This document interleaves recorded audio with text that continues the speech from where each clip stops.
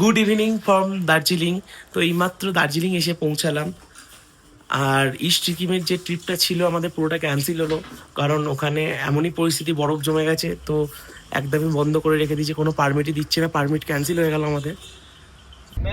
এত বাইক চালিয়েছি আর ভালো লাগছে না। ওই জন্য দার্জিলিংয়ে আমরা সবাই এখন হচ্ছে মানে ট্যাক্সি বুক করে যাচ্ছি। আর কারোর মানে এনার্জিটা নেই এখন।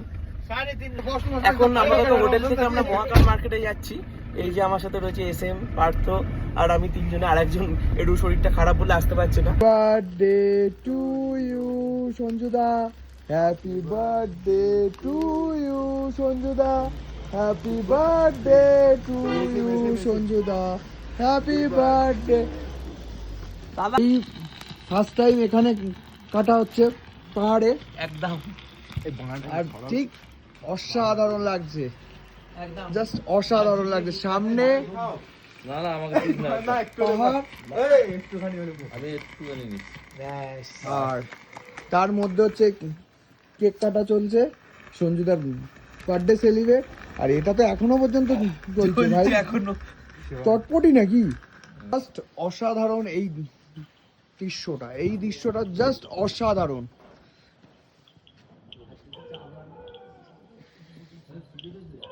আছে জাস্ট সঞ্জুদার বাইক এখানে, আর সঞ্জুদা কেক কাটছে এই জায়গাটা।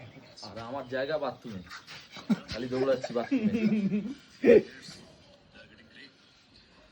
দারুণ দারুণ, কেকটা দারুণ। এই সেম না চলো।